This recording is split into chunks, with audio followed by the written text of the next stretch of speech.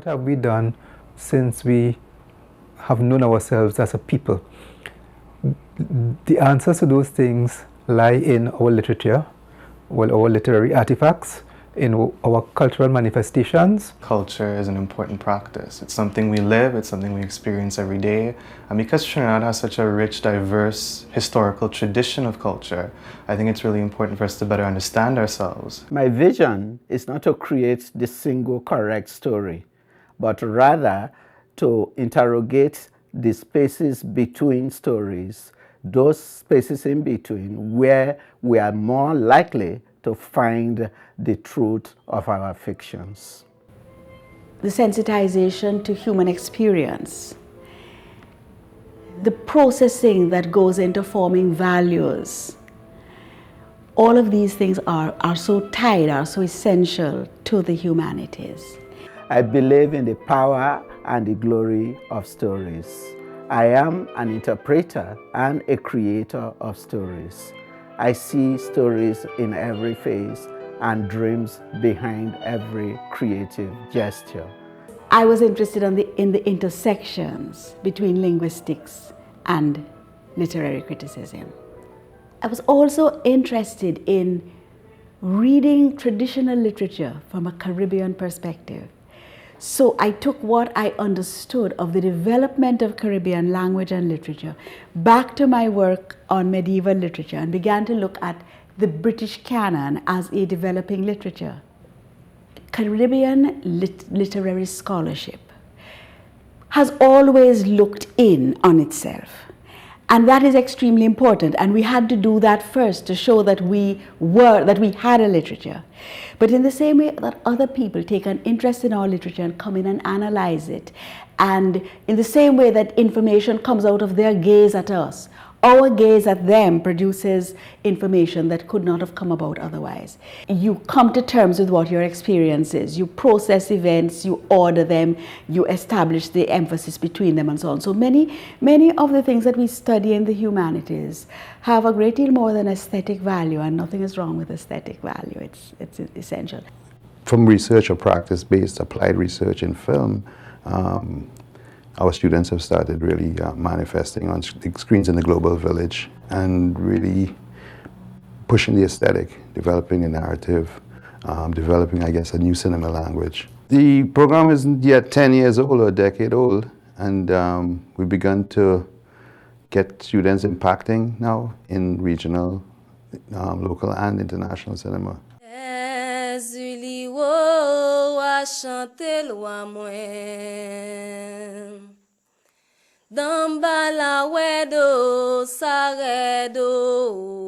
Well, my aesthetic is Caribbean, which relies heavily on Caribbean sunlight and the landscape and our bodies in space and in the frame. And I try to pass that on in terms of how the students use everything they have indigenously.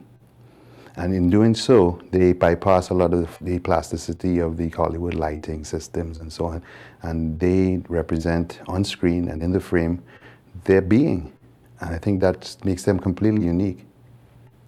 In terms of terminologies, I have theories like dialect, which to me is a correlation of our dialect, but a visual correlative. And that's manifest through how we express ourselves uniquely in our cinema language, in our visual culture. I see the diversity of visions here. And we're going to just enrich world cinema culture and art in general. So we wish to be looked upon, and we wish to, I guess, change the whole paradigm and light up the screen. So it's impactful.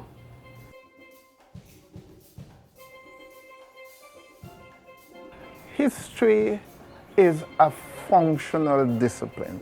In this part of the world, it has been impacted by slavery, colonialism, indentureship. History provides us a basis, a foundation in which people could find their humanity. Instead of looking at Africans as objects of labor, that I'm looking at Africans as a cultural being, and the way culture was reconstructed in diverse ways in terms of material culture, in terms of non-material culture as well. The National Museum has engaged us in a significant project in providing content for a history of resistance, and we are also engaged in rewriting the social history of Trinidad. Greater season is their sole intention. They offering no kind Fantastic amounts of work have been done by Calypsonians. But because of the fast food nature of our society, people don't know, they don't remember. As we speak, I am digitizing my Calypso news clippings. I was amazed to know that there were over 5,000. I thought that I had about 500. Eventually we will produce the databases and so on, which would allow people here in the future, wherever, to have an idea, a sense of what Trinidad was, how Trinidad changed, because all of these things are noted in Calypso. We hear a lot about Calypso, some things about soca, but I find chutney soca is rarely discussed. We're able to better understand the Indian contributions to Trinidad through popular music. At the Department of Creative and Festival Arts, and what we are doing is that we are working in 3 primary areas of research and innovation. We are constantly producing music for the national instrument, which is the steel pan. The second way in which we have been doing things here, led by Dr. Janine Remy, is that she now has been working sort of on the macro level and creating both adaptations and compositions for steel orchestra. What Dr. Remy, Mr. Sharma, and Dr. Osborne are doing in their different ways in codifying the steel pan literature in scores is ensuring that we can access those scores at any time. One of the other things that we do in a major way is that the Faculty of Engineering has been conducting studies on to improve the traditional steel pans, the creation of the Genesis pans, and the electronic pan called the 5 pans.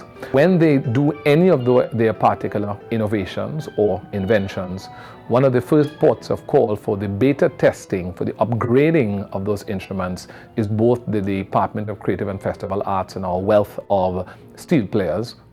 We have been able to pioneer the development of early childhood education schools that have become a model across the world. The measurement of the performance of schools, the measurement of achievement differentials, it's very important because it moves the work of the ministry towards international standards. So UB's contribution and my contribution is that we bring a preciseness and it helps us to make decisions about policy, evidence-based policy, as the ministry encourages. Children are designers, you know, they're always, if you watch a child playing with Play-Doh, you know, that child is engineering a whole city or making dinosaurs. I actually run a project at the university school called the Art Club, where we really try to link art to all aspects of the curriculum. So the children in the art club, we practice a little bit of language arts. You could introduce geography, introduce all aspects of the curriculum, lots of social studies through art. And that will lead to more innovation, more confident children, and all of that will have a trickle-down effect on the economy. The language I study, Trinidad and Tobago Sign Language, is completely unique. It's unique to Trinidad and Tobago. It was created in the 1940s in the deaf school by deaf children, and it's only really in the last 10 years that any research has been done on it. Deaf people in Trinidad know usually at least 3 languages. They know American Sign Language, Trinidad and Tobago Sign Language, and English as well, written English usually. And American Sign Language and Trinidad and Tobago Sign Language are completely different from each other. One example of the importance of sign language interpreting in the lives of individuals was a case a few years ago, about 10 years ago, where a deaf man was in court, and he was in court being tried for the murder of his brother, and he wanted to plead not guilty. He was arguing that he had killed his brother but had not murdered his brother. And in the court at the time they had a sign language interpreter, and the sign language interpreter made a mistake, and the misunderstanding was between kill and murder, you know, a reasonably subtle distinction. And as a result of that mistake, a guilty plea was entered in the court. As it turned out, there was someone in the court at the time who put their hand up and said, look, a mistake's happening here. But that's an example of the problems that exist at the moment as a result of the lack of information through sign language. Yeah, I think it's very important to preserve Trinidad and Tobago Sign Language. There's a possibility that in the next few decades it could disappear. One of the main reasons for that is the spread of American Sign Language. And I think if it did disappear, that would be a great tragedy, because this is a language that is uniquely Trimbagonian. It was born here in the 1940s and the 1950s. It's not like any other language in the world. It's a unique part of our culture that everyone should be proud of and everyone should take pride in. And in terms of the deaf community, the language is tells the story of their history of struggle and their history of overcoming against all the odds. Today in Trinidad, we're seeing a lot of international partnerships. There are all kinds of meetings every day, and we try to look at the kind of graduate that we want to produce, the global citizen, so to speak, and the kind of person that we want to create is at ease with the language use, but more importantly, they also are at ease in interpreting, in translation, in various areas of language learning. Dans la traduction, par exemple, on peut travailler avec sensibilité. The humanities lies at the core of every other aspect of education. In 1986, Stalin did the song Sing for the Land. It's Trinbago who gave Stalin the privilege to find out who I am after the Middle Passage. So it's my obligation to make sure that the Twin Island, that I will meet it, I should leave it in a better condition